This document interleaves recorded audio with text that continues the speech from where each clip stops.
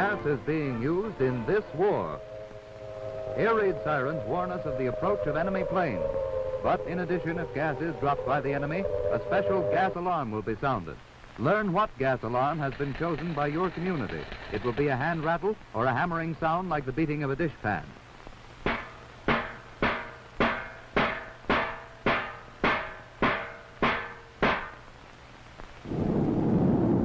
War gas is dropped from planes either as a spray or in gas bombs.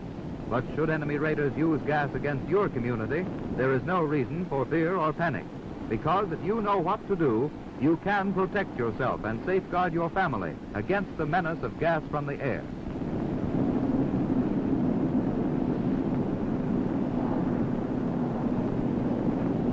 The ideal protection for civilians is an airtight gas shelter ventilated by a system which removes gas vapors from the incoming air.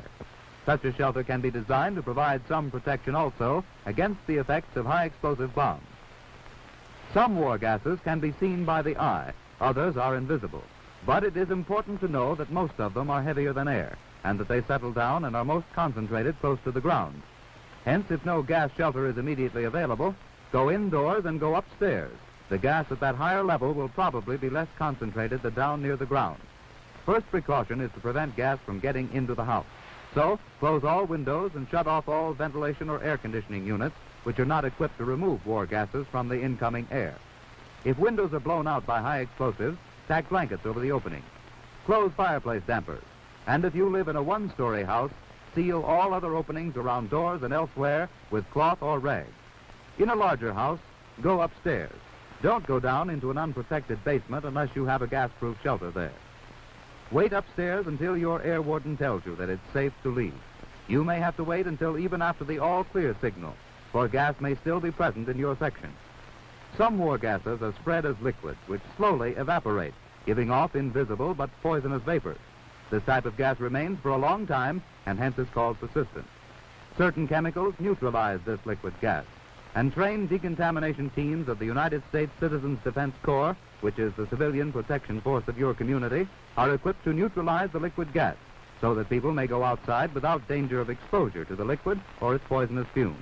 But these workers must wear special gas-proof clothing and masks for protection. The completeness of their protective clothing emphasizes the fact that without such special protection, you must stay indoors until notified that the liquid gas has been neutralized and that the air is free of harmful gas fumes. Liquid gas may also be washed away by a heavy rain or by a stream of water from a fire hose. Out in the fields where liquid gas has been dropped, dry chemicals that neutralize the liquid gas are mixed with the earth. This scene should remind us to stay off the grass after a gas attack. Persistent liquid gas and the fumes that it gives off may be lurking unseen and covered by grass or shrubbery for days or even weeks after it has dropped there. Another type of war gas is dropped as a vapor. This cloud gradually thins out and disappears in a few minutes. When it has cleared from the neighborhood, it is no longer a menace. Because this type of gas disperses quickly, it is called non-persistent. So after a gas attack, wait for your warden to tell you that it's safe to leave your house.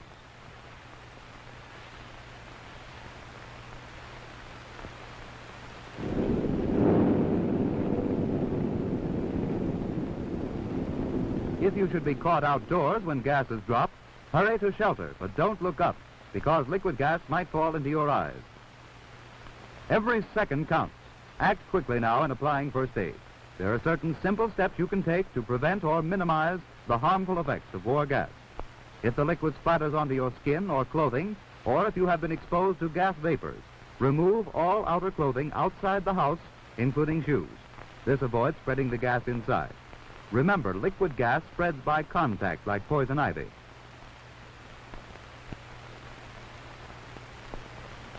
Leave the contaminated clothing outside to be decontaminated later.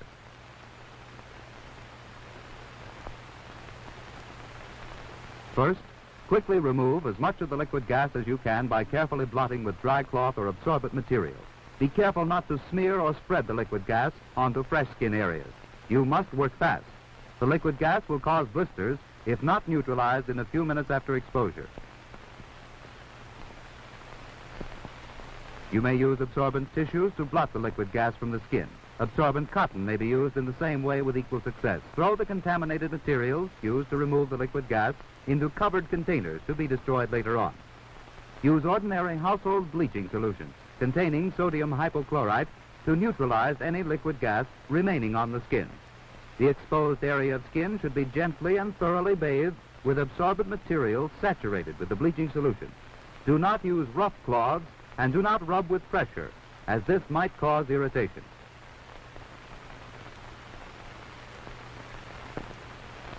And for safety's sake, rinse the hands thoroughly with the bleaching solution. Provided eyes have been exposed, they should be treated immediately. The recommended treatment for the eyes is a 2% solution of baking soda, that is, bicarbonate of soda. In order to be able to use this quickly, make this solution in advance by mixing a tablespoonful of baking soda in a quart of water. Keep this handy in tightly corked and properly labeled bottles. Now, to actually irrigate your eyes, fill an enema bag with the prepared baking soda solution. Have someone help you irrigate each eye with a steady stream for at least 2 minutes. Alternate back and forth from one eye to the other, so that injury from the gas does not develop in one eye while you are treating the other. If an enema bag is not handy, use a tea kettle or some other device that will pour a small, steady stream. Results will be improved if you can hold the eyes open. And if you can't find anyone else to help, you can irrigate your eyes yourself, even though it is awkward. Then get into a shower as quickly as possible. This removes the bleaching solution after it has neutralized the gas. Use plenty of soap and wash thoroughly, for by doing so, you are taking an added precaution in the event you may have missed some exposed area. And be sure to wash your hair before you're through. If you don't have a shower, stand in the tub. Soap yourself thoroughly. Meanwhile, fill buckets of water and pour them over you to substitute for the shower.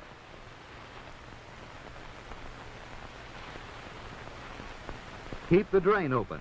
Let the water run away. Don't sit in a tub full of water. It might spread the liquid gas over your body.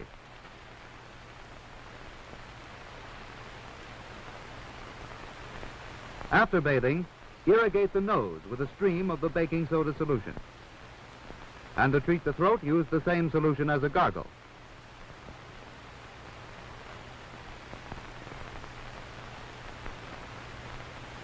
After being exposed to gas, you may start coughing, or perhaps have a brassy taste in your mouth.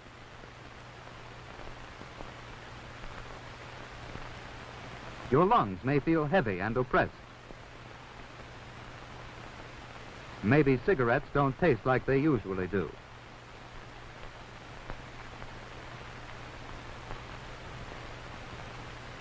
In a case like this, you must lie down immediately. Relax, don't exert yourself. Even if you feel all right, don't take a chance. Lie down, because exertion may aggravate your condition if you've gotten gas into your lungs. Now let's go back to those clothes. The all clear has sounded and the warden has notified us that it's safe to come out. Don't touch the clothes. You might get liquid gas on yourself. A trained man from the United States Citizens Defense Corps will take them away to decontaminate them.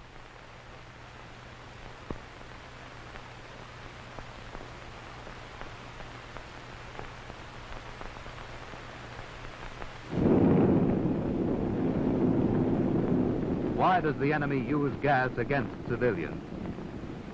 Well, gas bombs dropped by the enemy do not destroy our homes and factories as do high explosive bombs. War gas does not start the devastating fires that are the great menace of incendiary bombs. War gas does not shatter arms and legs as bullets and bomb fragments do.